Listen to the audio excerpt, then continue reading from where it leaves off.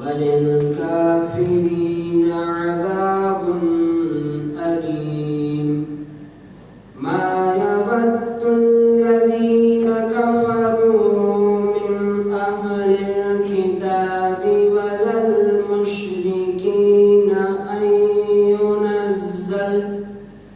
أن ينزل عليكم من خير من ربكم والله يختص برحمته من يشاء والله ذو الفضل العظيم ما ننسخ من آية أو ننسها نأت بخير منها أو مثلها ألم تعلم أن الله على كل شيء قدير صدق الله العظيم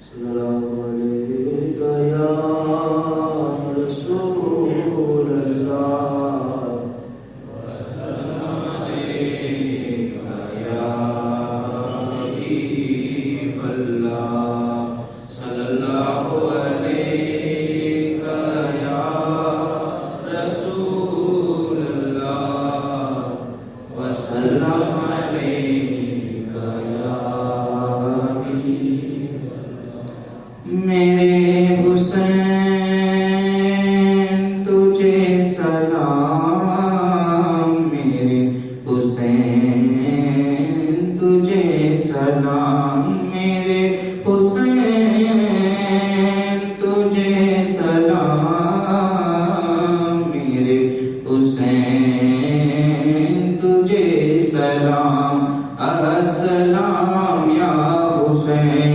السلام یا حسین السلام یا حسین جس کا جنت سے جوڑا منگایا گیا جس کو دو سے نبی پر بٹھایا گیا جس کے بھائی کو زہر پلایا گیا جس کو تیروں سے چھلی کرایا گیا اس حسین ابن حیدر پہ لاکھوں سلام میرے حسین تجھے سلام میرے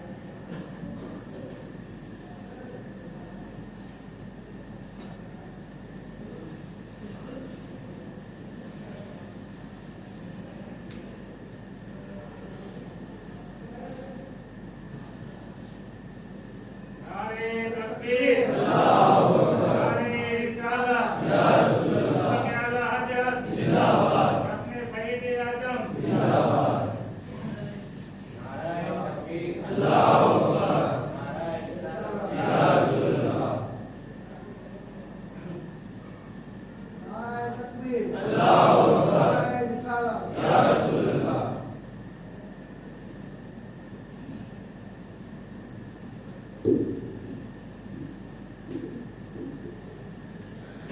السلام علیکم ورحمۃ اللہ وبرکاتہ. وعلیکم السلام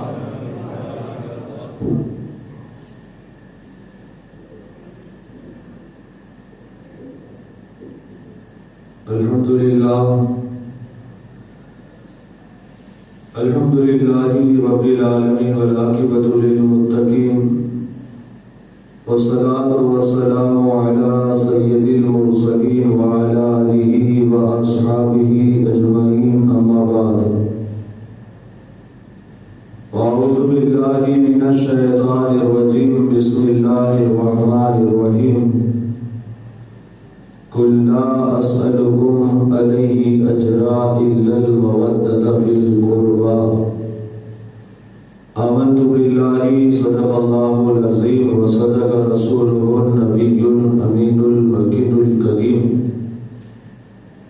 ونحن على ذلك لمن الشاہدین والشاکرین، والحمد للہ رب العالمین. آئیے کچھ عرض و معروض کرنے سے پہلے ہم اور آپ مل کر بارگاہ رسول اور آل رسول میں درود پاکہ کے امتحان پیش کریے. پڑھے بآواز بلند اللہم صلی علی سیدنا و مولانا محمد معدن الجود والکرم وآلہ وبارک وسلم. واہ کیا جود و کرم اے شہ بطحہ تیرا، نہیں سنتا ہی نہیں مانگنے والا تیرا. فرش والے تیری شوکت کا علو کیا جانے، خوش روا عرش پہ اڑتا ہے فریرا تیرا. تیری سرکار میں لاتا ہے رضا اس کو شفیع، جو میرا گوشت ہے اور لاڈلا بیٹا تیرا. کونین میں بلند ہے رتبہ حسین کا، فرش زمیں سے عرش تک شہرا حسین کا. بے مثل ہے دو جہاں میں کنبہ حسین کا، سلطان دو جہاں ہے نانا حسین کا. حضرات، کئی بیماروں کے لیے دعا کی گزارش ہے.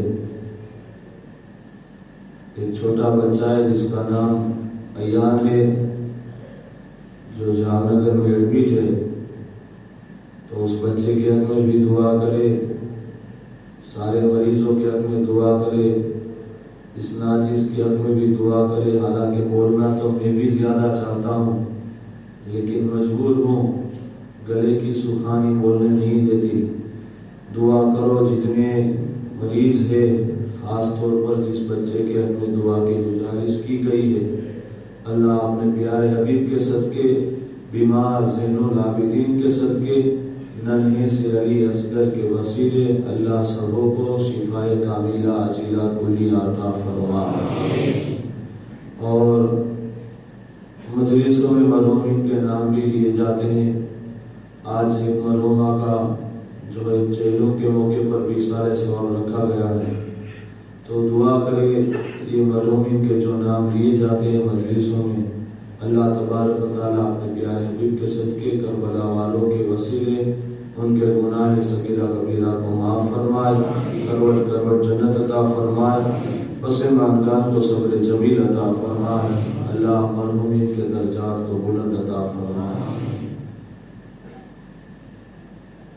بیماری کا پھر سے جو ہے دور شروع ہو گیا ہے. جہاں دیکھو لوگ گھر گھر آئے بیمار ہیں. اللہ کربلا والوں کے صدقے گھروں میں شفا عطا فرمائے. کل امام علی مقام کی روانگی کا مختصر بیان ہوا. حضرت زینب وہ بھی اپنے شوہر کے پاس اجازت لینے گئی تھی، جن کے شوہر کا نام ہے حضرت عبداللہ، جو شہزادے حضرت جعفر کے. اور یہ حضرت جعفر کون ہے؟ مولا علی شیر خدا کے بھائی.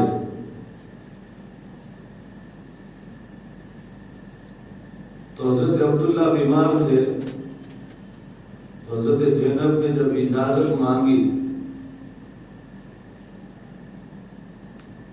تو حضرت عبداللہ نے اتنا کہا کہ میں بیمار ہوں، تم ابھی مت جاؤ، میں تمہیں پیچھے سے امام حسین کے پاس پہنچا دوں گا. بس اتنا ہی کہا. اور حضرت زینب نے لوگوں کو ہی شکایت کی، بس قریب میں بیٹھ کر شوہر کے پیروں کو پکڑ لیا. تو حضرت عبداللہ کہنے لگے کہ تم تو خاتون جنت کی شہزادی اور میرے پیروں کو پکڑتی ہو. نہیں، میں سمجھ گیا تم کیا کہنا چاہتی. جاؤ، تمہیں اجازت دیتا ہوں خوشی بخوشی، لیکن خالی ہاتھ مت جانا. خالی ہاتھ جاؤ گی تو حسین کہیں گے کہ بہن کو خالی ہاتھ بھیج دیا ہے، کچھ لے کر جاؤ. ایک مرتبہ درود شریف پڑھیے.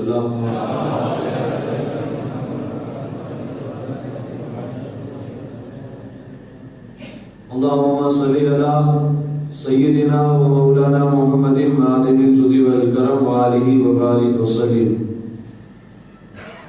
حضرت عبداللہ نے کیا کہا؟ خالی ہاتھ مت جاؤ، کچھ لے کر جاؤ. تو حضرت زینب اپنے حجرے میں گئی اور کچھ پوٹلی میں باندھ کر جب چلنے لگی تو حضرت عبداللہ نے کہا کیا لے کر جا رہی ہو؟ کہا اونو محمد کے کپڑے لے کر جا رہی ہوں. کہا کیوں؟ کہا اونو محمد کی یاد آئے گی تو میں اسی کپڑے کو دیکھ کر اونو محمد کی یاد کو اپنے سینے پر لے لوں گی. تو حضرت عبداللہ نے کہا کہ میرے کہنے کا مطلب یہ نہیں تھا کہ تم اونو محمد کے کپڑے کو لے جاؤ، بلکہ اونو محمد کو بھی لے جاؤ، انہیں بھی لے جاؤ اور ان کے ماموں حسین کے نام کا صدقہ نکال کر انہیں پہلے شہید کر دے. تب یہ قافلہ جب مکہ پہنچا اور 10 رمضان المبارک کو پہلا جو خط آیا اور دوسرے 2 دن کے بعد دوسری 53 عرضیاں آ گئی، تو امام حسین نے اپنے چچیرے بھائی حضرت مسلم کو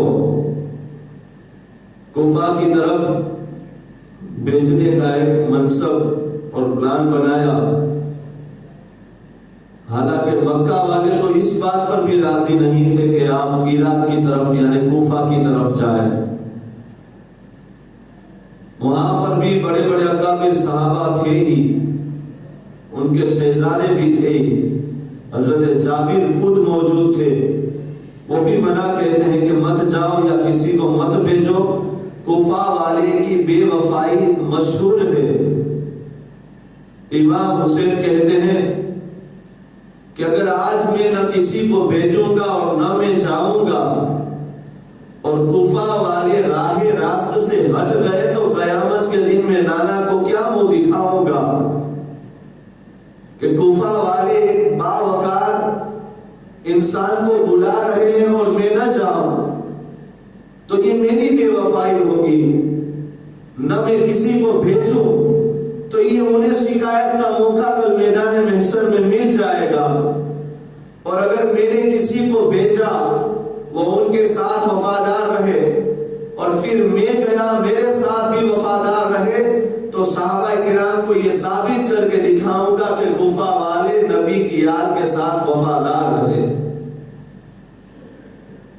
لہذا مسلم بن عقیل کو بھیجنے کے لیے جب تیاری شروع ہوئی، جب مسلم بن عقیل جاتے ہیں امام حسین سے آخری ملاقات کر کے، حالانکہ ایسے بھی آخری ملاقات تھی اور ایسے بھی آخری ملاقات تھی، جب حضرت مسلم بن عقیل جانے لگے دونوں شہزادے ان کے تڑپنے لگے.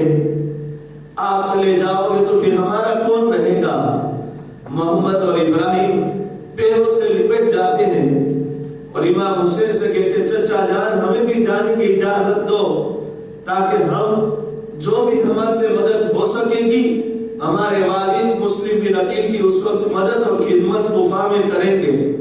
لہذا امام حسین بہتی ہوئی آنکھوں سے ان ننھے شہزادوں کو بھی اجازت دے دیتے ہیں۔ جب مسلم بن عقیل کوفہ پہنچے اور آپ کوفہ کی سرزمین پر پہنچنے کے بعد آپ کا جہاں قیام گاہ ہوتی ہے وہ ہے مختار بن عبید کے گھر پر آپ کی قیام گاہ ہوتی ہے۔ مختار بن عبید کے گھر پر جب آپ پہنچتے ہیں، تھوڑی آواز کم کر، مختار بن عبید کے گھر پر جہاں آپ پہنچے ایک ہی ہفتے کے اندر اور ایک ہی ہفتے کے اندر 12,000 کوفیوں نے امام حسین کی بیعت کی۔ ایک ہی ہفتے کے اندر 12,000 کوفیوں نے امام حسین کی بیعت کی، اور کوفہ کا جو اس وقت گورنر تھا وہ نبی کے صحابی نعمان بن بشیر تھے۔ نعمان بن بشیر نے جب دیکھا کہ مسلم بن عقیل آئے ہیں اور ان کے ہاتھوں پر 12,000 کوفیوں نے امام حسین کی بیعت کی ہے، تو نعمان بن بشیر انہوں نے صرف بات کا خلاصہ کرنے کے لیے لوگوں کو کوفہ کی مسجد میں اکٹھا کیا اور پھر کہا کہ لوگوں دیکھو، یہ جو بیعت ہو رہی ہے وہ یزید کی مرضی کے خلاف ہو رہی ہے۔ ہو سکتا ہے اس بیعت پر یزید غصے بھی ہو، فتنے بھی بنائے اور جنگ بھی کرے۔ میں بری الذمہ ہوں، میں کسی کی طرف کوئی بھی توجہ نہیں کروں گا۔ اتنا کہہ کر آپ منبر سے نیچے اترتے ہیں۔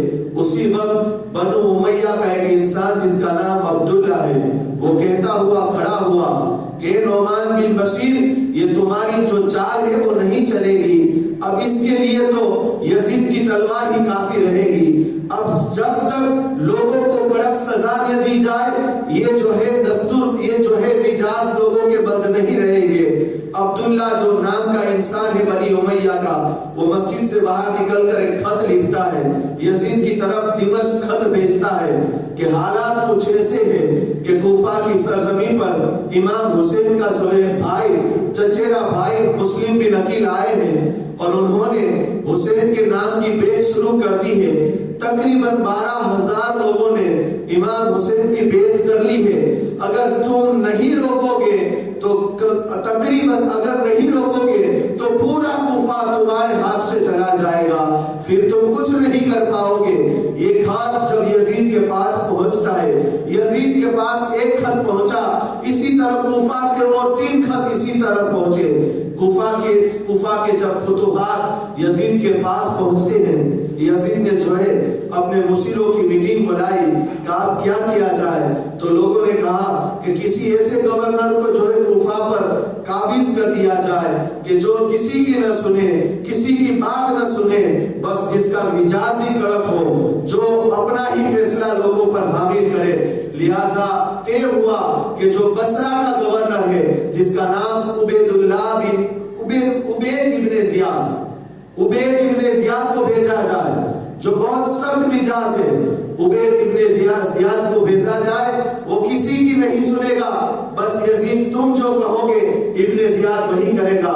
لہذا بصرہ میں عبید ابن زیاد کو خط بھیجا گیا کہ تم جلد بصرہ چھوڑ کر کوفہ جاؤ اور کوفہ جا کر مسلم بن عقیل کو روکو اور انہیں روک کر جلا وطن کرو، یعنی کوفہ سے باہر بھیج دو۔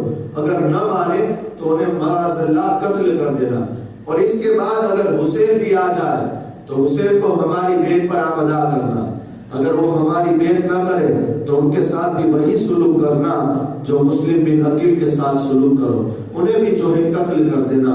اب ابن زیاد نے اپنے بھائی عثمان ابن زیاد کو بصرہ کا جانشین بنایا، کہا تم یہاں جانشین بن کر رہو، میں کوفہ کی طرف جا رہا ہوں۔ ابن زیاد کوفہ کی طرف آیا۔ اب جب کوفہ کی طرف آتا ہے، راستے میں سوچتا ہے، اپنی ساری فوج سے مشورہ کرتا ہے کہ سنو، اگر میں ابھی اس وقت ایسے حالات میں جو ہے کوفہ میں داخل ہوا، کیونکہ کوفہ میں ہم لوگ یزید سے جو ہے مخالف ہو چکے ہیں، بیعت لوگوں نے نگی کر لی ہے. اب ایسے حالات میں لشکر کے ساتھ جاؤں گا تو ہو سکتا ہوں ابھی ہی جنگ شروع ہو جائے، لہٰذا تم سب یہی رکو، میرے آنے کے حکم کا انتظار کرنا. لہٰذا اس نے 20 لوگوں کو لیا اور حجاز کی طرف، جو مکہ مدینہ سے آنے والا راستہ ہے، اس طرف سے جو ہے گھوڑوں کو چھوڑ دیتا ہے، اونٹ پر سوار ہو جاتا ہے اور لمبا جوبا اور جو ہے چہرے پر نقاب پہن کر 20 لوگوں کے ساتھ وہ جو ہے کوفہ کی سرزمین پر داخل ہوتا ہے. جب وہ داخل ہوا، مغرب اور عشاء کے درمیان کا وقت ہے، اندھیرا ہے. اب آنے والے اونٹوں کی قطار دیکھ کر کوفہ والوں کو یہ لگا کہ امام حسین آ گئے ہیں. کوفہ والوں نے جشن منانا شروع کر دیا. مرحبا اے ابن رسول اللہ، مرحبا اے آمد مصطفیٰ کے شہزادے کی آمد، مرحبا. اس طرح کے نعرے لگ رہے. ابن زیاد کچھ نہیں بولتا، دیکھ رہا ہے کون کون اچھل رہے اور ہر ایک کے جو ہے ٹکٹکی باندھ کر دیکھ رہا ہے کہ کون کون انسان حسین کی آنے کی خوشیاں بنا رہے تاکہ اس کے چہرے کو یاد رکھا جائے. اب جو لوگ باہر تھے وہ لوگ اتنا شور و گل کیے کہ کوفہ کی سرزمین کے اندر جتنے گھر کے اندر تھے وہ لوگ بھی باہر نکل کر امام حسین کے آنے کا جشن بنانا شروع کر دیا. ان لوگوں کو ایسا لگا کہ امام حسین کوفہ آ چکے ہیں. جب سب لوگ باہر اکٹھا ہو گئے، کوفہ کے چوراہے پر اتنی بھیڑ ہو گئی کہ جانور تو چلنا درکنار، انسان کو بھی چلنا دشوار ہو گیا. جب ابن زیاد کا اونٹ آگے نہیں چلتا تو ابن زیاد کا سپہ سالار آگے بڑھتا ہے، اپنے چہرے سے نقاب ہٹاتا ہے اور کہتا ہے کوفہ والوں خیر بناؤ، یہ ابن رسول اللہ یعنی کہ حسین نہیں ہے، تمہارا نیا امیر بن کر ابن زیاد آیا ہے. جب ابن زیاد کا نام سنا تو لوگ جو ہے خوف زدہ ہو گئے. رات اندھیرے کا ماحول ہے اور ابن زیاد کا نام سن کر لوگوں نے آہو بکا شروع کر دی. لوگ ڈر کی وجہ سے اپنے گھروں میں بھاگ گئے، چھپ گئے. ابن زیاد 10 لوگوں کو لے کر گورنر ہاؤس پہنچا اور نعمان بن بشیر کو معزول کیا کہ تم اب تخت سے اتر جاؤ، یہ یزید کا جو ہے لیٹر ہے، یزید کا خط ہے، یزید کی طرف سے فرمان ہے، اب کوفہ کا گورنر میں رہوں گا. لہٰذا وہ فیل فور رات کے وقت کوفہ کی جو ہے گورنر ہاؤس پر اپنا حملہ جو ہے اپنا قبضہ جما دیتا ہے اور تخت پر بیٹھ گیا.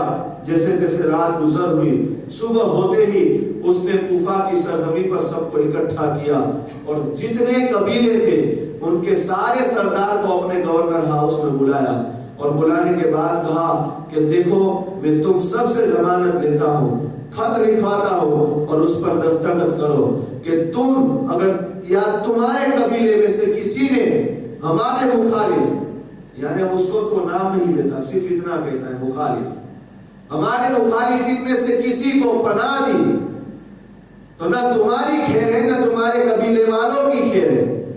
اور جس کے گھر میں ہمارے مخالفوں نے پناہ لی ہوگی ہم اس کے گھر کے ایک ایک فرد کو چن چن کر ماریں گے اور اسی کے گھر کے آنگن میں اس کی لاشوں کو ٹکا دیں گے. اور جس قبیلے کا وہ ہوگا اس قبیلے کے سردار کو بھی بے تحاشا سزائیں دی جائے. وہ ضمانت لکھوا دی گئی، سب کی دستخط دی گئی اور سارے قبیلوں میں یہ پرچے تقسیم کر دیے گئے اور سارے سردار کو ابن زیاد نے قید خانے میں ڈال دیا کہ سارے سردار قید رہیں گے. اور یہاں مسلم کی نکیل مختار بن عبید کے در پر تھے، سمجھ گئے کہ اب یہاں رہنا دشوار ہے، لہذا وہ اپنی جگہ منتقل کر دیتے ہیں. مختار بن عبید کے گھر کو چھوڑ کر آپ چلے گئے ہانی کے گھر پر اور مسلم بن عقیل کی کھوج میں ابن زیاد نے ہر طرح کی کوششیں کی لیکن مسلم بن عقیل کا کہیں پتہ نہیں ملتا. آخر میں ابن زیاد نے اپنا ایک سامی غلام جس کا نام معقول بتایا جاتا ہے، اس معقول کو 3000 درہم دیے، کہا معقول جاؤ یہ 3000 درہم میں تمہیں دیتا ہوں اور مسلم بن عقیل کہاں ہے ان کا پتہ لگا کراؤ. معقول 3000 درہم لے کر سب سے پہلے کوفہ کی جامع مسجد میں گیا اور اسی وقت مسجد کے کونے میں حضرت مسلم بن اوسجا نماز پڑھ رہے تھے. معقول وہی عبادت میں لگ گیا, انتظار کر رہا تھا کہ مسلم بن اوسجا کب نماز سے فارغ ہو تو اسے کچھ بات چیت ہو. جب مسلم بن اوسجا نماز سے فارغ ہوئے تو یہ صحابی غلام معقول آگے بڑھا اور مسلم بن اوسجا سے کہنے لگا کہ میں خبر سنی ہے کہ کوفہ کی سرزمین پر نبی کا کوئی شہزادہ آیا ہے اور جو مصیبتوں میں پھنسا ہے, میں اہل بیت سے محبت کرنے والا ہوں, کیا تم مجھے اس کا بتا سکتے ہو؟ تو مسلم بن اوسجا نے کہا کہ مسجد کے اندر اتنے سارے لوگ ہیں, تو نے کسی کو نہیں اور مجھے ہی کیوں پوچھا؟ تو معقول نے کہا ہے مسلم بن اوسجا, تمہارے چہرے کی رنگت بتا رہی ہے کہ تم نبی کے خاندان سے بہت زیادہ محبت کرتے ہو, محب اہل بیت ہو, یہ تمہارے چہرے سے پتا چلتا ہے. لہذا اگر تم مجھے وہ کوفہ کی سرزمین پر آنے والا جو نبی کا شہزادہ کہاں ہے, اگر مجھے اس کی پتہ بتا دو تو میں ان کی مدد کرنا چاہتا ہوں. دیکھو یہ میرے پاس 3000 درہم ہے, میں انہیں دینا چاہتا ہوں. تو مسلم بن اوسجا نے کہا کہ ٹھیک ہے, تم اچھے آئے ہو, تم نے مجھے پہچانا, اچھا پہچانا, تعریف کی. تو مسلم بن اوسجا بھی پانی ہو گئے اور اس شامی غلام کو لے کر ہانی کے گھر پر لے گئے, اور جہاں مسلم بن عقیل کا ایک خاص کمرہ تھا جہاں کوئی نہیں آ سکتا تھا حضرت ہانی کی اجازت کے بغیر, وہاں مسلم بن اوسجا اس شامی غلام کو لے کر گئے. شامی غلام نے مسلم بن عقیل سے ملاقات کی اور 3000 درہم ہدیے کے طور پر پیش کیے. اب روزانہ یہ معقول جو شامی غلام ہے سب سے پہلے آ جاتا مسلم بن عقیل کے پاس اور شام تک بیٹھتا, اور پورے دن میں جو بات چیت ہوتی اور رات کو جا کر ابن زیاد کو بتا دیتا. ایک لمبے عرصے تک یہ منظر رہا. ایک وقت ایسا گزرا کہ ابن زیاد نے ہانی کو خط لکھ کر بھیجا. ہانی اور ابن زیاد پہلے سے ہی تھوڑے دوست تھے, لیکن جب سے مسلم بن عقیل ہانی کے گھر پر تھے تب سے ہانی نے ابن زیاد سے ملاقات چھوڑ دی تھی. مسلم بن عقیل ہانی کے گھر پر ہے, سارے دن کی جو ہے رپورٹ یہ شام کو شامی غلام ان کے پاس پہنچا دیتا ہے. اب ہانی کے پاس ابن زیاد کا خط آیا کہ ہانی ایک عرصہ ہو گیا تم ہم سے ملاقات کرنے نہیں آئے ہو, آؤ ہم تم سے ملاقات کرنا چاہتے ہیں. حالانکہ ہانی کو یہ پتا نہیں تھا کہ میرے گھر پر جو مسلم بن عقیل ہے وہ ابن زیاد کو معلوم ہو گیا ہے. لہذا ہانی بے خوف و خطر اکیلے چلے جاتے ہیں. ابن زیاد کے پاس گئے, ہانی نے سلام کیا, ابن زیاد نے جواب نہ دیا. ابن زیاد نے منہ پھیر لیا. ہانی تھوڑی دیر کھڑے رہے, ابن زیاد کی طرف سے کوئی کلام نہ ہوا تو ہانی ایک طرف بیٹھ گئے. اب ابن زیاد اپنے غصے پر قابو رکھ کر کہتا ہے, ہانی کیا کر رہے ہو تم؟ کیا ہمارے مخالفوں کو اپنے گھر کے اندر پناہ دیتے ہو, ان کے لیے اپنے گھر کے اندر ہتھیار اکٹھا کرتے ہو, اور کیا اپنے محلے کی ایک فوج ایک لشکر ان کے لیے تیار کرتے ہو؟ ہانی نے کہا تم کھل کر بولو ابن زیاد, کیا کہنا چاہتے ہو؟ تو ابن زیاد نے کہا کہ کیا تم یہ سمجھتے ہو کہ مسلم بن عقیل تمہارے گھر میں پناہ لیے ہوئی اور مجھے پتا نہیں؟ تو ہانی نے جھوٹ کہا. دیکھو کسی کی جان بچانے کے لیے جھوٹ بول سکتے, تو ہانی نے جھوٹ کہا نہیں مسلم بن عقیل میرے گھر پر نہیں ہے. ابن زیاد نے کہا یہ جھوٹ تمہارا ہے اور میں تمہارے جھوٹ پر زیادہ دلیل کرنا نہیں چاہتا, ثبوت ہی دے دیتا ہوں. اتنا کہہ کر اشارہ کیا کہ وہ شامی غلام معقول جو روزانہ ہانی کے گھر پر صبح سے شام تک رہتا تھا وہ سامنے آ گیا. ہانی سمجھ گئے یہ تو وہی ہے جو روزانہ میرے گھر پر آتا اور مسلم بن عقیل کے ساتھ محبت کا دعویٰ کرتا اور ان سے محبت کرنے کا دعویٰ کرتے رہتا اور پورے دن ان کے ساتھ بیٹھ کر باتیں کرتا. سمجھ گئے کہ یہی سب بتایا ہے. اب ہانی کچھ نہیں بولتے. تو ابن زیاد بہت غصے ہوا, کہانی اب میں تمہیں نہیں چھوڑوں گا, تمہیں قید خانے میں ڈال دوں گا. تو ہانی نے کہا کہ میرے زیاد مجھے اتنی مہلت دو کہ میں مسلم بن عقیل کو جا کر کہہ دوں کہ وہ میرے گھر کو چھوڑ دے، میرے گھر پر جو ہے اپنی پناہ ساکت کر دے اور کسی اور جگہ چلے جائے، کسی اور جگہ اپنی پناہ تلاش کر لے۔ تو ابن زیاد نے کہا اب تو میں اس وقت تک نہیں چھوڑوں گا جب تک تو مسلم بن عقیل کو میرے دربار میں پیش نہ کر دے۔ تو ابن زیاد نے جب اتنا کہا تو ہانی نے کہا ابن زیاد سن، پہلی بات تو یہ کہ وہ سید زادے نبی کے گھرانے کے ہیں، مصطفیٰ جانے یعنی ان کے گھرانے میں سے ہے، اور میں پہلی بات تو یہ کہ میں نے ان کو بلایا نہیں، وہ میرے پاس آئے تو میں نے ان کو پناہ دی، اس میں میرا کوئی قصور نہیں۔ اور دوسری بات یہ کہ تو یہ کہتا ہے کہ جب تک میں انہیں تیرے پاس حاضر نہ کروں تب تک مجھے تو نہیں چھوڑے گا، تو سن وہ میرے مہمان ہیں اور مہمان کو میں قتل خانے پہنچاؤں یہ میرے لیے جو ہے میرے لیے صحیح نہیں، اور یہ میری میزبانی کا حق بھی نہیں۔ میری جان جسم سے جدا ہو جائے تو ہو جانے دیا جائے، لیکن مسلم بن عقیل کو میں اپنے ہاتھوں سے یہاں تیرے دربار میں پیش کروں یہ میں نہیں ہونے دوں گا۔ اب اتنا سننا تھا، ابن زیاد کھڑا ہوا اور اپنے پاس جو ڈنڈا تھا وہ ڈنڈے سے اٹھا کر ہانی کو مارنا شروع کیا، آپ کے دانتوں کو مارا، نہ جانے کتنے دانت آپ کے گر گئے، آپ کے کاندھے کو چوٹ پہنچائی، آپ کی گردن پر سجھاڑ آ گئی، یہاں تک کہ آپ کو اتنا مارنے کے بعد حکم دیا کہ ہانی کو قید خانے میں ڈال دو۔ ہانی کو قید خانے میں ڈال دیا اور باہر افواہ پھیلا دی گئی، معاذ اللہ ہانی کو قتل کر دیا۔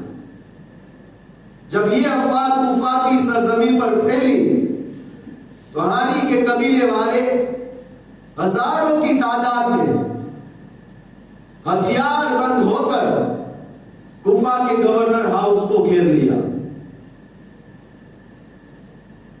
اور ہانی کے جو حقیقی بھائی تھے انہوں نے کہا ابن زیاد ہم نے تیری جو ہے کہی ہوئی ہر بات مانی، تو نے کہا کہ یزید کی بیت برقرار رہے گی، ہم کچھ نہیں بولے، تیری ہر بات تسلیم کی، اس کے باوجود تو نے ہمارے بھائی کو قتل کیوں کیا؟ اب تو بس میری کھیل نہیں، تو باہر نکل۔ ابن زیاد کانپنے لگا۔ ابن زیاد نے پھر وہ جو ہے قاضی سریج جو تھے انہیں کہا کہ آپ ایک کام کرو، جا کر آپ خود دیکھ لو ہانی کی حالت کیا ہے، ان کے قتل کی افواہ غلط ہے، وہ قتل نہیں ہوئے، وہ زندہ ہے، آپ خود جا کر ملاقات کر لو۔ لہٰذا قاضی سریج جو تھے وہ گئے قید خانے اور زخمی ہانی کی ملاقات کرتے ہیں۔ ہانی نے کہا قاضی سریج باہر جا کر میرے قبیلے والوں کو کہو کہ صرف 10 آدمی ہتھیار لے کر آ جائے، ابن زیاد پر ہم بھاری پڑیں گے۔ اگر 10 آدمی اندر آ گئے تو ابن زیاد اسی وقت کوفہ چھوڑ کر چلا جائے گا۔ قاضی سورے کہتے ہیں ٹھیک ہے، میں کوشش کرتا ہوں کہ تیرا پیغام تیرے قبیلے والوں تک پہنچا دوں۔ ہزاروں کی تعداد میں باہر ہتھیار بند قاضی سورے کے جو ہے سامنے ہانی کے قبیلے والے تھے، لیکن جب قاضی سورے گورنر ہاؤس سے باہر نکلتے ہیں تو ابن زیاد کتنا چنچل ہے، دیکھو وہ اپنے سپاہیوں کو کہتا ہے جاؤ ان کے ساتھ، یہ کیا کہتے سن لینا، کہیں یہاں وہاں کی نہ کر لے قاضی سورے۔ لہٰذا قاضی سورے جب گئے ابن زیاد نے اپنے سپاہیوں کو قاضی سورے کے ساتھ بھیجا کہ خیال رکھنا یہ کیا بات کرتے ہیں۔ جب قاضی سورے باہر گئے اب ہانی کا پیغام تو پہنچانا تھا انہیں کہ اگر 10 آدمی گورنر ہاؤس میں داخل ہو جائے تو ابن زیاد ختم ہو جائے گا، لیکن ابن زیاد کے سپاہی ساتھ میں تھے، وہ اتنا کہہ نہ سکے، لہٰذا اتنا کہہ دیا ہانی زندہ ہے، ہانی سلامت ہے۔ جب اتنا سنے تو ہانی کے قبیلے والوں نے کہا کہ ٹھیک ہے چلو، ہانی زندہ ہے، ہانی سلامت ہے، سب چلو۔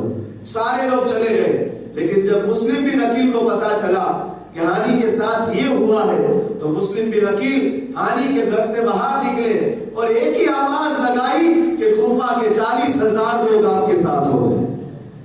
یہ سب کوفہ والوں بھی گر گر کی جان، کتنے یاد رکھو آئے گا کتنے 12,000 نے آپ کے ہاتھوں پر بیعت کی، لیکن مسلم بن عقیل جب ہانی کو تکلیف ہوئی اور ہانی کو ایذا پہنچانے پر جب آپ گورنر ہاؤس کی طرف بڑھے تو آپ کے ساتھ 40,000 کوفیوں کا لشکر ہے۔ اب گورنر ہاؤس کو گھیر لیا ہے. اب ابن زیاد کو معلوم ہوا کہ اب مسلم بن عقیل آ گئے ہیں اور ان کے ساتھ 40,000 لشکری ہے. صدر الافاضل مولانا نعیم الدین مراد آبادی فرماتے کہ اگر اس وقت مسلم بن عقیل 40,000 کا لشکر اپنے ساتھ تھا، اگر اسی وقت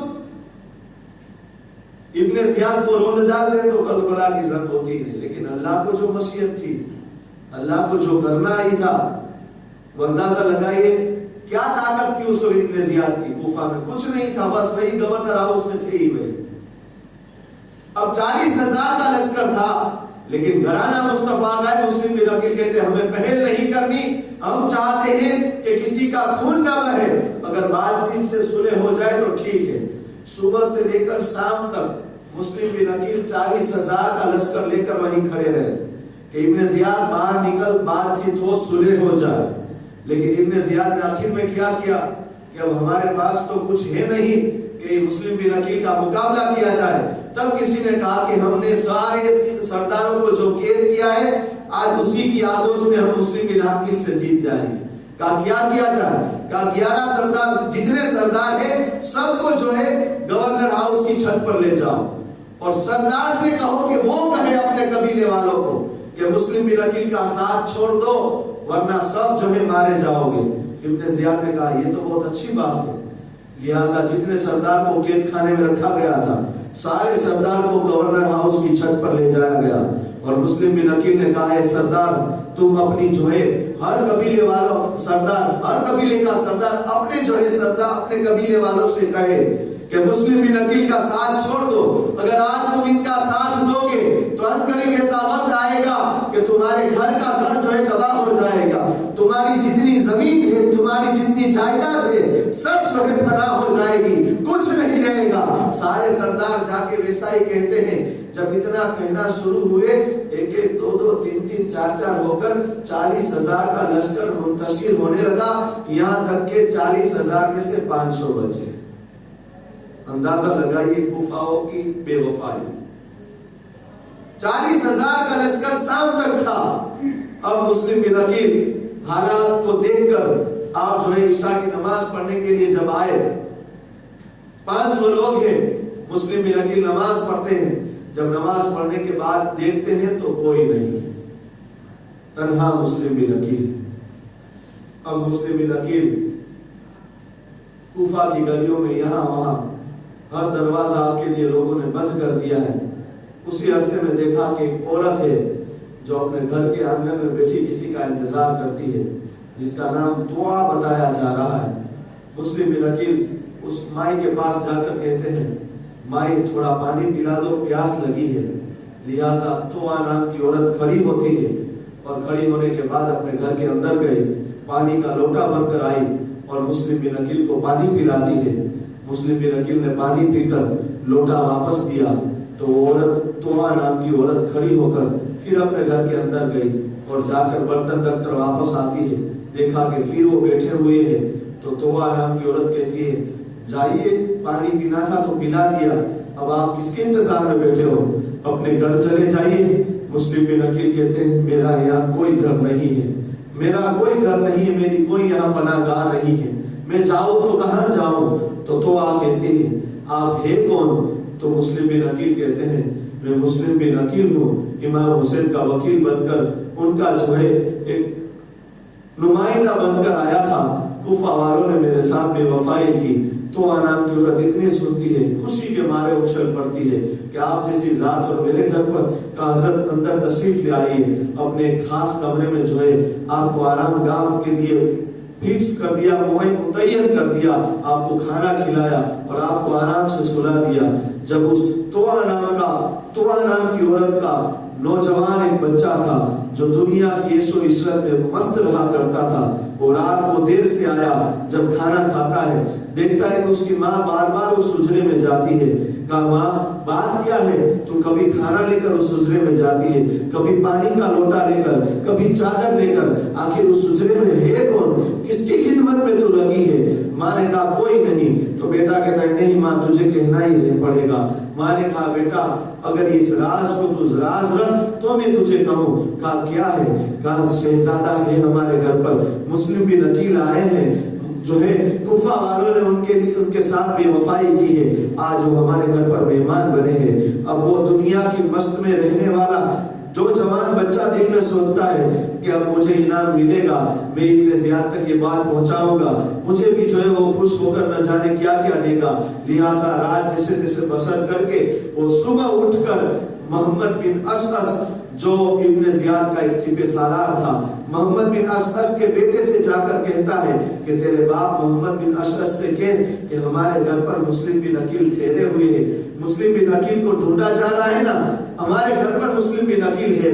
मोहम्मद बिन अशअस को जब इतना बताया गया, मोहम्मद बिन अशअस गवर्नर हाउस जाकर इब्ने ज़ियाद को सारा वाकया सुनाता है। इब्ने ज़ियाद ने एक छोटा सा दस्ता भेजा और कहा कि जाओ मुस्लिम बिन अकील को जिंदा कैद बना कर ले आओ। जब घोड़े की टापें उस तोआ नाम की औरत के घर की तरफ बढ़ रही है, मुस्लिम बिन अकील समझ गए अब लश्कर इब्ने ज़ियाद का आ रहा है, अब जीने की कोई तमन्ना नहीं, जिंदगी की कोई उम्मीद नहीं।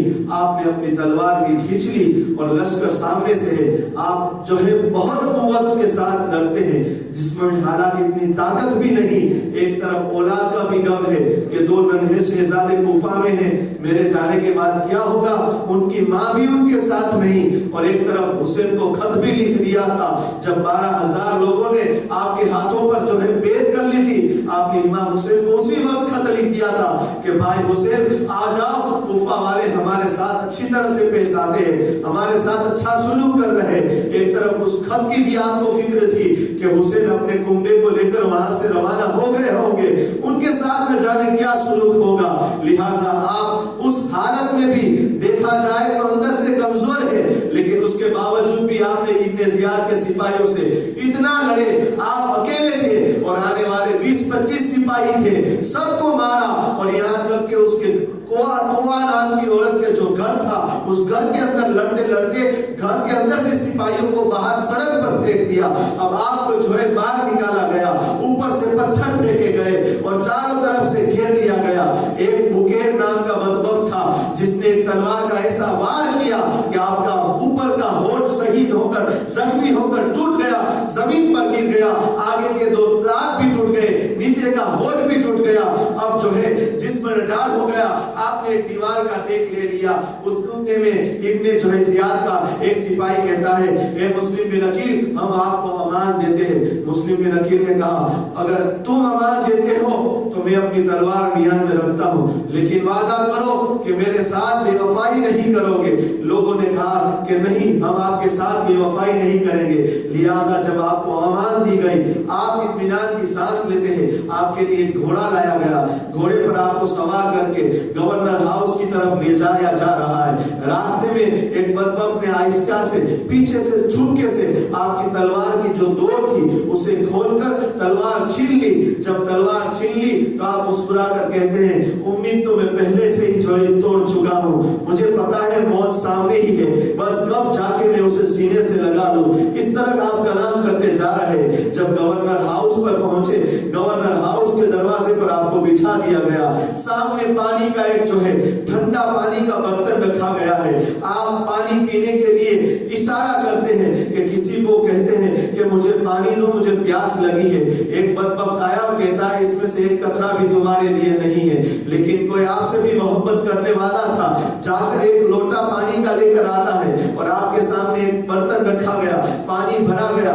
जब आप बर्तन आगे बढ़ाते हैं, पानी खून के कतरे उस बर्तन में गिरते हैं, पूरा पानी का कलर रंग जो है बदल जाता है। आपने पानी का बाहर पानी को गिरा दिया, दूसरा बर्तन पानी का लाया गया, आप उसे भी पीना चाहते हैं, लेकिन जो है उससे भी पानी के अंदर खून के कतरा टपकते हैं। नन्हे नन्हे मोहम्मद और इब्राहिम की याद भी सताती है कि किस हालत में होंगे जब मेरे साथ के साथ सुलूक किया है, वो बच्चे किस हालत में होंगे, न जाने कहां होंगे। लेकिन उस वक्त भी आपको सबसे ज्यादा जो फिक्र सताती है वो हुसैन के कुंबे की फिक्र सताती है कि 70 नुफूस कुदसिया को लेकर हुसैन रवाना होने वाले हैं। क्या हालत होगी इमाम हुसैन की जब कूफा आएंगे।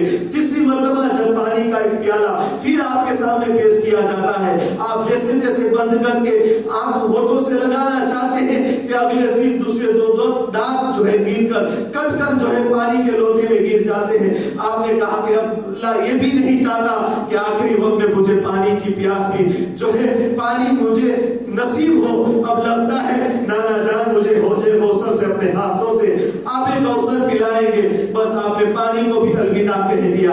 اب تھوڑی دیر ہوئی, ابن زیاد کا ایک سپاہی آتا ہے اور آپ کو ہچکچاہٹ سے لے کے ساتھ اندر جو ہے ڈسیڈ کر لے جایا جاتا ہے اور ابن زیاد کے سامنے آپ کی پیشی ہوتی ہے. ابن زیاد آپ کے ساتھ بد مزاج اور سختی کے ساتھ کلام کرتا ہے. آپ نے کہا ابن زیاد خاموش رہتا, تو جو ہے اپنی زبان دراز مت کر. یہاں تک کہ امام حسین کے بارے میں بھی وہ برے الفاظ بکتا ہے, مولا کائنات مولا علی سے خدا کے بارے میں بھی برے الفاظ بکتا ہے. تو وہ امام مسلم بن عقیل کہتے ہیں ابن زیاد مجھے معلوم ہے تو مجھے قتل کر دے گا, لیکن اس سے پہلے میری 3 جو ہے وصیتیں ہیں جس پر عمل کیا جائے. مسلم بن عقیل نے کہا کہو کیا کہنا چاہتے ہو. مسلم بن عقیل یہاں وہاں دیکھتے ہیں کہ کون ہے ہمارا جسے وصیت کی جائے. یہاں وہاں دیکھا تو ایک شخص نظر آیا. حالانکہ مسلم بن عقیل کو وہ اپنا لگتا تھا, لیکن وہ اپنا نہیں تھا, وہ بھی پرایا ہو چکا تھا. دنیا جسے عمر ابن سعد کے نام سے یاد کرتی. ابن سعد کو بلایا اشارہ کر کے. مسلم بن عقیل نے ابن سعد کو بلایا, کہا ابن سعد تو سعد ابن ابی وقاص کا شہزادہ ہے نا, جس کو حضور نے کہا تھا میرے ماں باپ تجھ پر قربان, تو اسی صحابی رسول کا شہزادہ ہے, میری 3 وصیت پوری کر دینا. کہا کون سی وصیت ہے؟ تو مسلم بن عقیل نے کہا کہ میں لوگوں کے سامنے یہ وصیت کرنا ہی نہیں چاہتا. میں چاہتا ہوں کہ تو تنہائی میں آ, اور تنہائی میں آ میں تجھے اکیلے میں 3 وصیت سنانا چاہتا ہوں. ابن سعد نے کہا ٹھیک ہے. ابن سعد مسلم بن عقیل کو لے کر کونے میں گئے. تو مسلم بن عقیل نے کہا پہلی یہ کہ میں کوفہ آیا, میرے پاس کچھ نہیں تھا, میں نے کچھ قرضہ لیا ہے, وہ قرضہ تو ادا کر دینا. تو ہنسنے لگا. اچھا دوسری کیا ہے؟ کہا دوسری وصیت یہ کہ امام حسین کو یہ خبر پہنچا دو کہ کوفہ والے بے وفا ہو چکے. اور تیسری وصیت یہ کہ میں جانتا ہوں گورنر ہاؤس میں جنہیں قتل کیا جاتا ہے نا, ان کے جسم کو بغیر دفن کیے چھوڑ دیتے ہیں. مجھے بھی مسلم گورنر ہاؤس کو میں قتل کیا جائے گا تو میں کہتا ہوں میری ایک وصیت یہ بھی ہے کہ میرے جسم کو تو کفن بھی پہنانا اور دفنا بھی دینا. ابن سعد کے کہے ٹھیک ہے.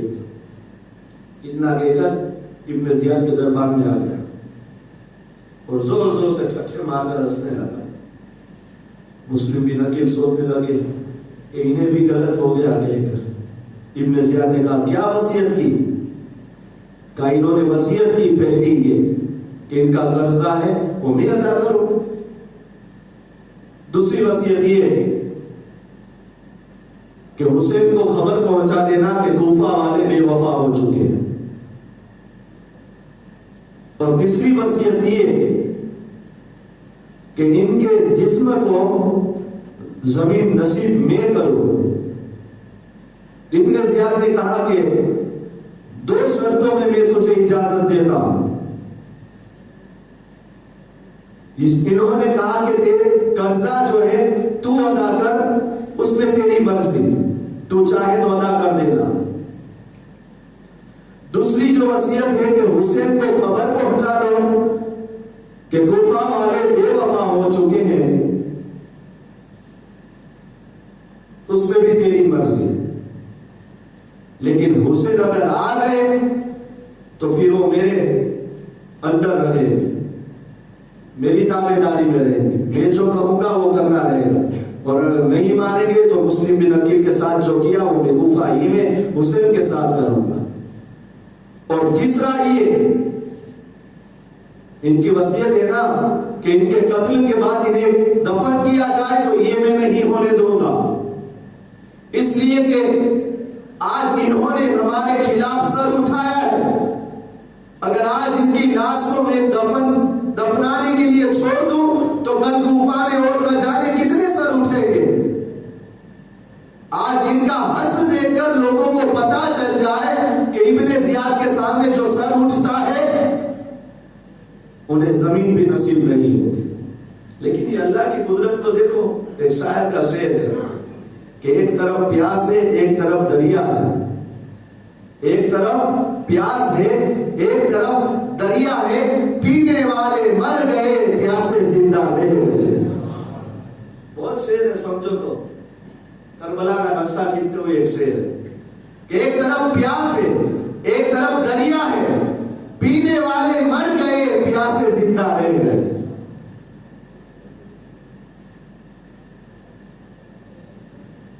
تو ابن زیاد کہتا ہے کہ یہ تیسری وصیت پر میں عمل نہیں کرنے دوں گا. لہذا حکم دیا ابن زیاد نے کہ مسلم بن عقیل کے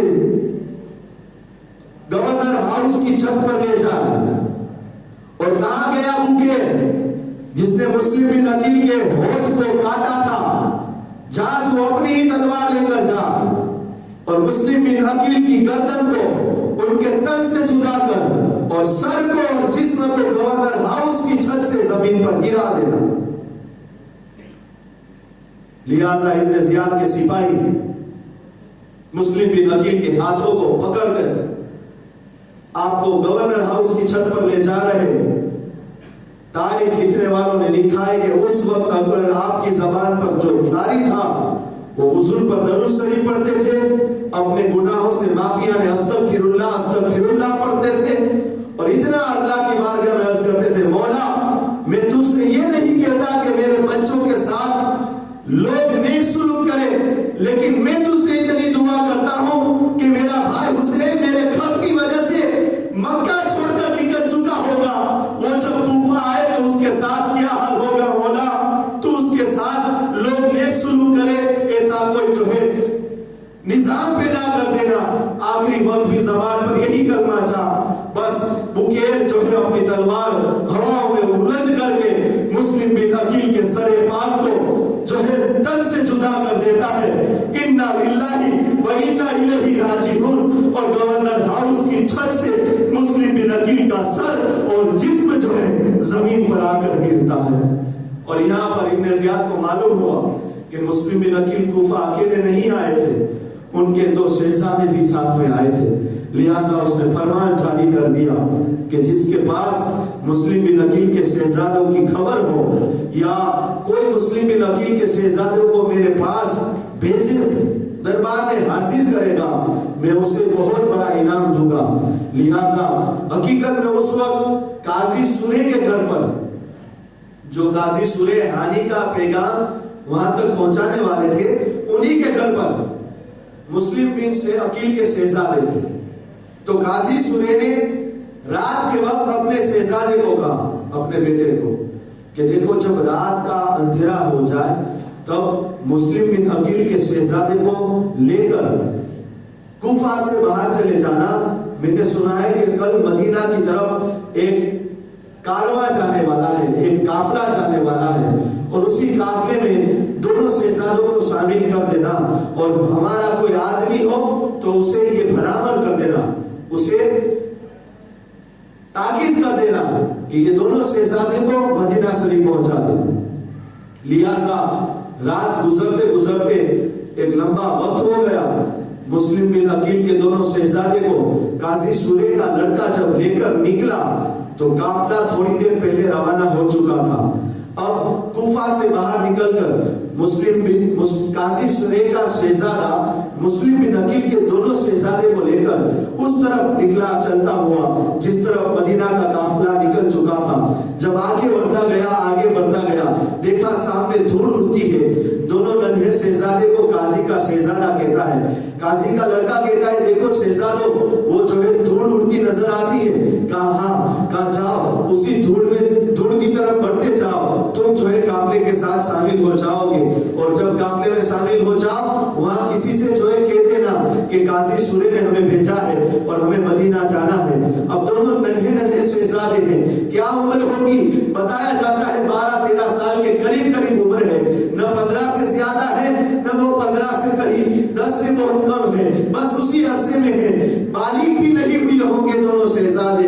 اب ان دونوں شہزادوں کو بس قاضی صاحب کے بیٹے نے اشارہ کر دیا کہ وہ دھول اڑتی ہے، اس طرف چلے جاؤ. دونوں شہزادے بڑھتے ہیں، لیکن چلتے گئے لیکن قافلے کے ساتھ ہوتے نہیں. بس قافلہ کس طرف گیا اور مسلم بن عقیل کے شہزادے محمد اور ابراہیم کس طرف جاتے ہیں پتہ نہیں. وہ گھومتے رہتے ہیں دن بھر گھومتے رہے. رات تھک گئے، رات کے عرصے میں گھومتے جب صبح ہوئی اٹھتے ہیں، انگڑائی لیتے ہیں. دیکھا کہ جہاں سے چلے تھے وہیں آ کر بیٹھے، جہاں سے چلے ہیں وہیں آ کر بیٹھے.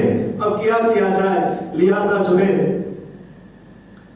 یہاں پر تو انعام ظاہر ہو گیا تھا. مسلم بن عقیل کے شہزادے کو جو بھی پکڑ کر لائے گا، تو کوفہ والے تو بس دوڑ دھام میں مچ گئے تھے کہ مسلم بن عقیل کے شہزادے کو لایا جائے. مسلم بن عقیل کے شہزادے کو کسی نے پکڑ لیا اور مسلم بن عقیل کے شہزادوں کو پکڑ کر ابن زیاد کے پاس لے گئے. ابن زیاد نے کہا کہ دونوں شہزادوں کو قید خانے میں ڈال دیں جب تک امیر المومنین یزید، یعنی وہ اس کا امیر ہے، یزید کا جب تک حکم نہ آئے تب تک ان بچوں کے ساتھ کوئی سلوک نہیں کیا جائے گا. لہذا دونوں شہزادوں کو قید خانے میں ڈال دیا. اور قید خانے کا جو داروغہ تھا، جسے ہم جیلر کہتے ہیں، جو اہل بیت کا محیط اہل بیت، جس کا نام مشکور تھا، مشکور نے رات کو موقع غنیمت سمجھ کر دونوں شہزادوں کو نکالا اور کہا کہ دیکھو میں تمہیں ایک خط دیتا ہوں، ایک ٹکڑا کاغذ کا دیتا ہوں، اور تم اسے لے کر فلاں قافلے میں شامل ہو جاؤ. نشاندہی کہے گی، اس قافلے میں شامل ہو جانا اور یہ خط کا ٹکڑا جا کر وہاں میرا بھائی ہوگا اسے دینا، وہ سمجھ جائے گا اور تمہیں مدینہ پہنچا دے گا. لیکن اللہ کی مشیت کیا ہوتی ہے، اس قافلے میں بھی شریک نہ ہو پائے. رات بھر گھومتے رہے، صبح پھر کوفہ ہی میں. اب یہاں تک کہ آپ دونوں شہزادے صبح مارے گھومتے دن کا اجالا ہونے سے پہلے ایک درخت پایا، جس پورا کھوکھلا درخت تھا، جس کی بخول تھی، جس میں سوراخ تھا. اس میں آپ بیٹھ گئے اور اس درخت کے نیچے پانی تھا، پانی کا تالاب تھا. اس میں ایک عورت جو کسی کی خادمہ تھی، باندھی تھی، وہ پانی بھرنے جب آئی، جب اس نے برتن سے پانی بھرنا چاہا، پانی جب ہلا تو پانی کے اندر چاند سے چہروں کی عکس یعنی پرچھائی نظر آئی. گھرانا ہی کچھ ایسا ہے. تو اس عورت نے پھر پانی کو تھما دیا. ارے اس میں کس کی پرچھائی نظر آتی؟ کالے درخت کی بخول میں کوئی لگتا ہے. پیچھے مڑ کر دیکھا تو ننھے شہزادے ہیں. عورت آگے بڑھی اور آگے بڑھنے کے بعد کہتی ہے کون ہو تم؟ تو بچے کچھ نہیں بولتے، بس روتے ہیں. کہا کس کے شہزادے ہو؟ کہا ہمارا کوئی نہیں رہا، ہمارا پرش سیال کوئی نہیں رہا. عورت کہتی ہے تم کہو تو صحیح، میں تمہاری مدد کروں گی. جب اتنا سنا تو مسلم بن عقیل کے شہزادے محمد اور ابراہیم نے یہ سمجھ لیا، کہا یہ ہماری ہوگی. کہہ دیا ہم مسلم بن عقیل کے شہزادے ہیں، محمد اور ابراہیم ہمارا نام ہے. ہم نے کوفہ سے بہت جانے کی کوشش کی، لیکن جب بھی دیکھو ہم یہیں آ کر ٹھہر جاتے ہیں. تو اس عورت نے کہا چلو میری مالکین ہے، وہ اہل بیت کی بہت محبت کرنے والی ہے، وہ تمہاری بہت اچھی خدمت کرے گی، لہذا تم چلو میرے ساتھ. لہذا دونوں ننھے شہزادے کو وہ اپنے ساتھ مالکین کے گھر لے آئی اور مالکین کو سارا واقعہ سنایا. مالکین نے دونوں کی پیشانی کو جو ہے چوما، دونوں کو غسل کرایا، نئے کپڑے پہنائے اور ایک خاص کمرے میں دونوں کو رکھ دیا. آرام کے لیے جو ہے بستر لگا دیا. دونوں جو ہے آرام کرتے ہیں. دن بھر اسے کھانا کھلایا. جب شام ہو گئی تو اس مالکین کا شوہر جس کا نام حارث تھا، حارث گھر پر آیا. حارث جب گھر پر آیا تو اس کی بیوی کہتی ہے آج دن بھر تم آئے نہیں، کہاں گئے ہو؟ آج آئے تو بھی رات کی اتنے وقت پورے دن کہاں گئے ہوئے تھے؟ حارث نے کہا کیا کرو، ابن زیاد نے جو ہے حکم صادر کر دیا ہے کہ کہ مسلم بن عقیل کے 2 شہزادے کوفہ ہی میں ہیں، اب اسے جو ہے زندہ چاہیے، اب لوگ اس کی جستجو میں ہیں۔ میں بھی آج پورا دن اپنے گھوڑے پر سوار ہو کر مسلم بن عقیل کے شہزادے کو جو ہے تلاش کرتا رہا، لیکن مسلم بن عقیل کے شہزادے تو نہ ملے، ان کی جستجو میں میرا گھوڑا بن گیا۔ مالک جو ہے حارث بھی دل میں سوچتا ہے تیرا گھوڑا بن گیا، جان چھوٹی، مسلم بن عقیل کے شہزادے تجھے تو نہ ملے، دل میں سوچتی ہے۔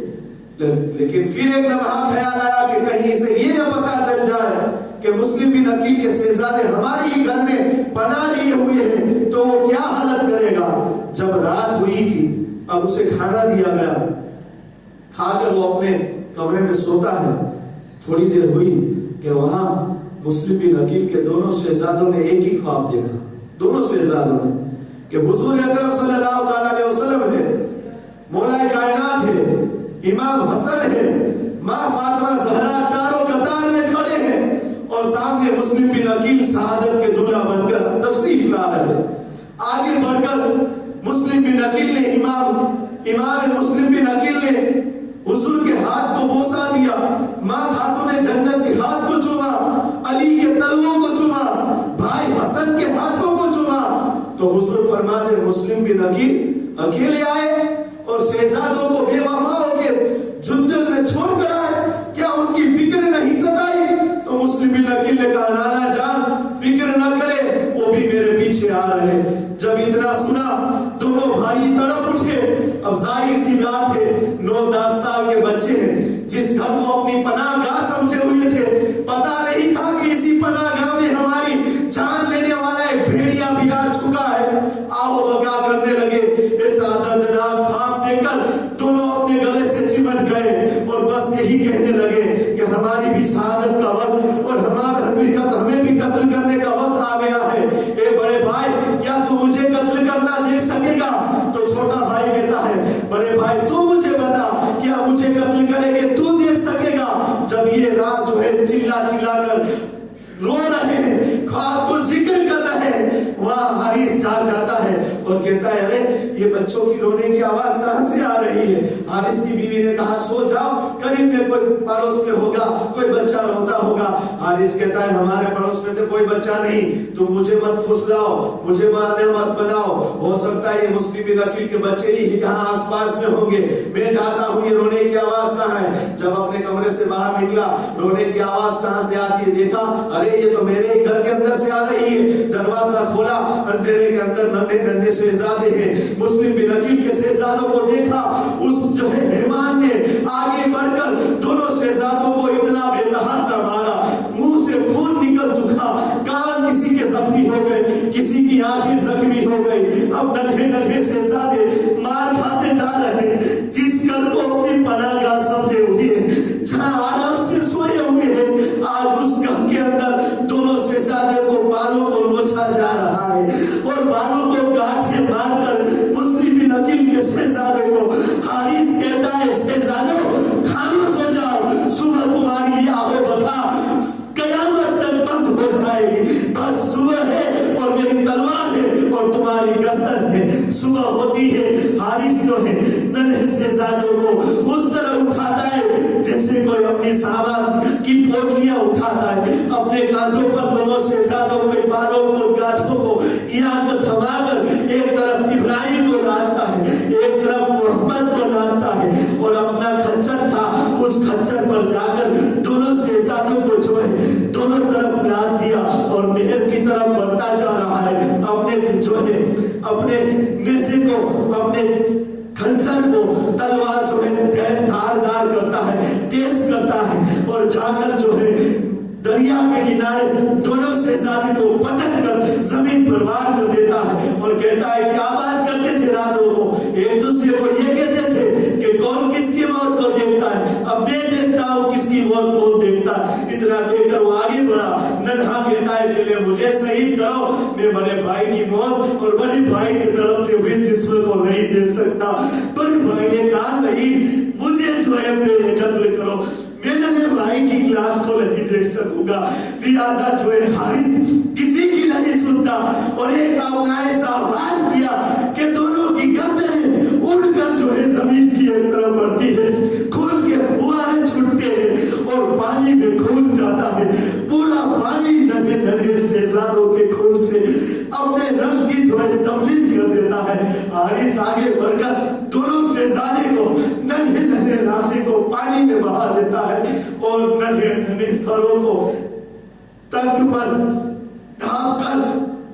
ابن زیاد کے دربار میں آیا.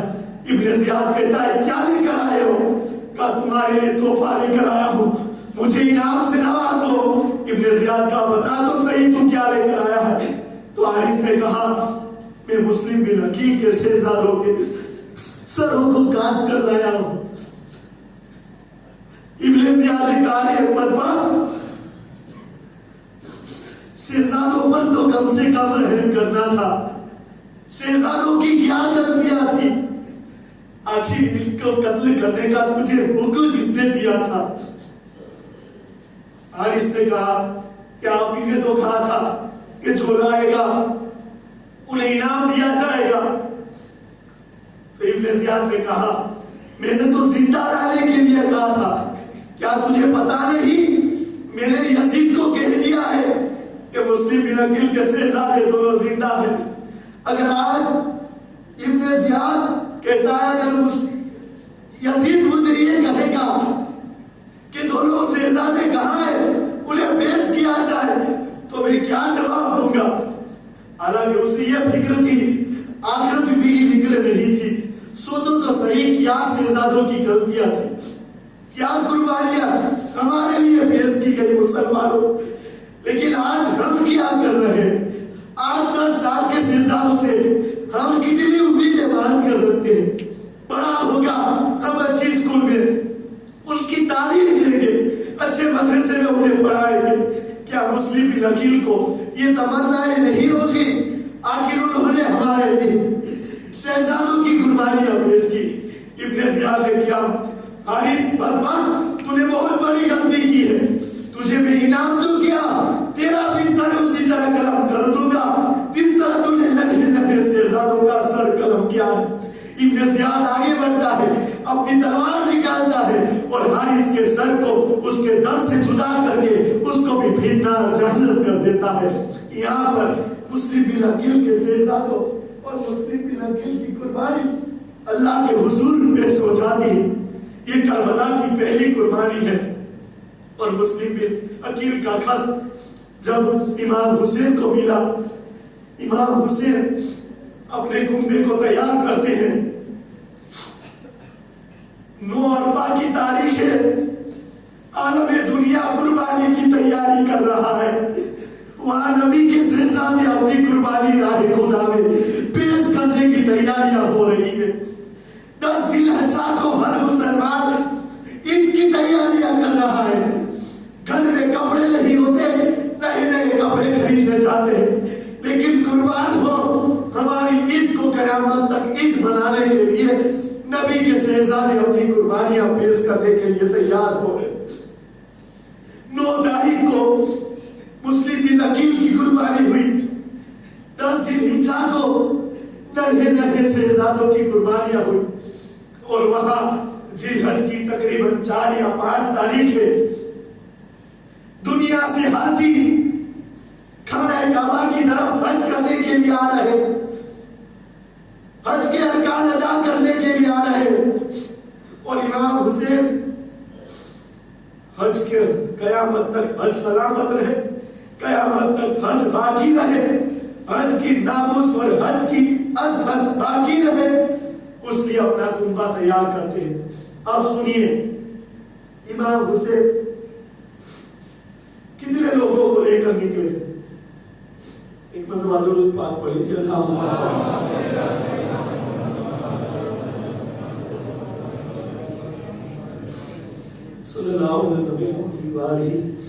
صلی اللہ علیہ وسلم صلاۃ و سلام علیک یا رسول اللہ صلی اللہ تعالی علیہ وسلم. امام حسین اپنے ساتھ 3 شہزادے کو لے کر نکلتے. امام حسین کے خاندان کے 17 افراد وہی مجھے گنانا ہے.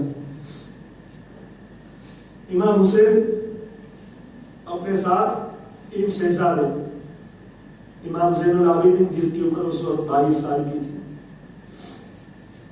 امام علی اکبر 18 سال کی جوانی, اور ننھے علی اصغر 6 مہینے کی.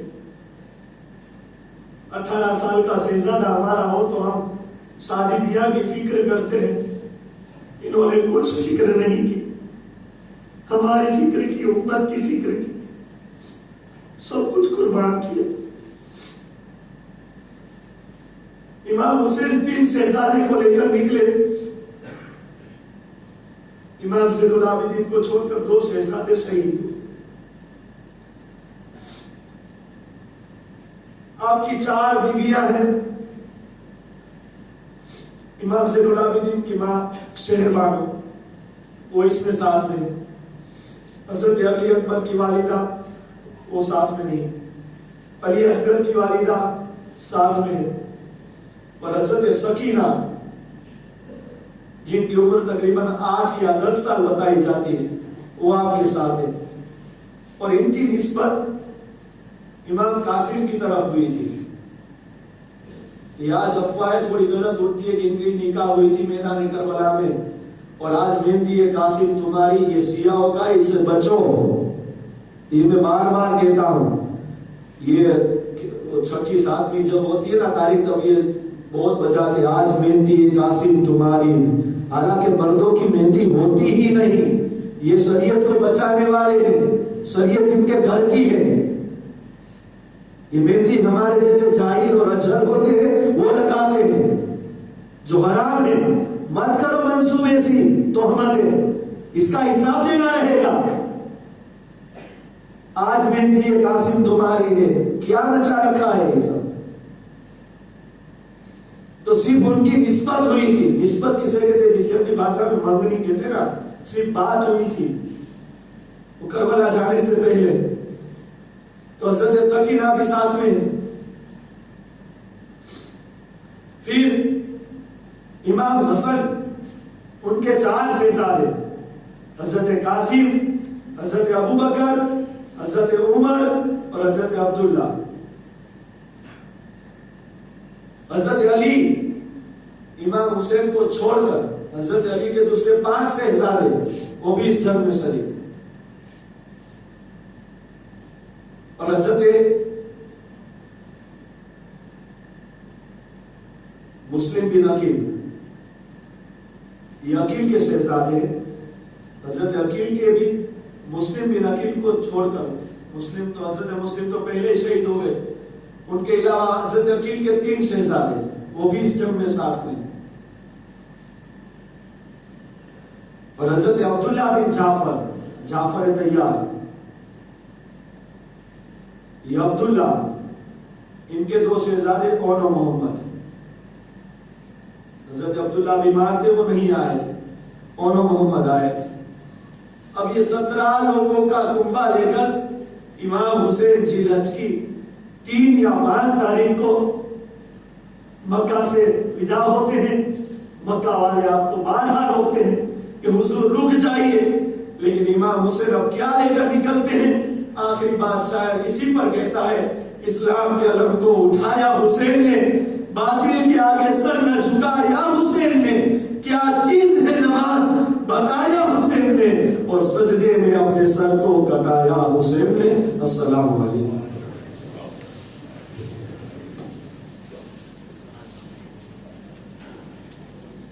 صلی اللہ علیہ